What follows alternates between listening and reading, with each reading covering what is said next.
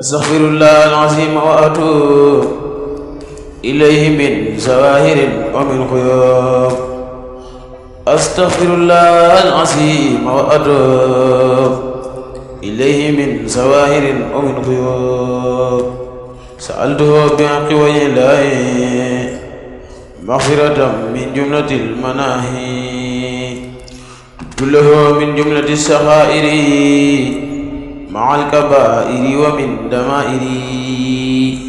غافر يغفر كل ما تقدم وما تأخر وما بينهما.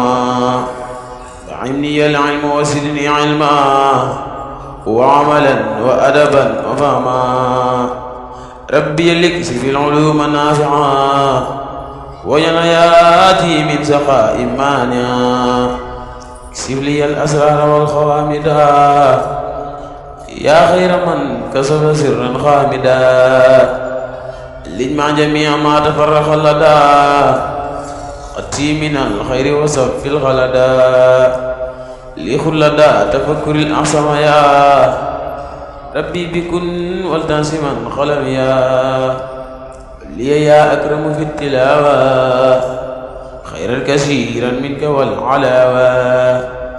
بارك لي اللهم في حياتي واجعل فؤادي وطن الآيات.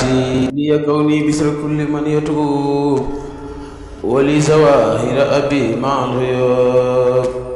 أبلي كوني بسر كل من يتوب ولي زواهر أبي مع الغيوب.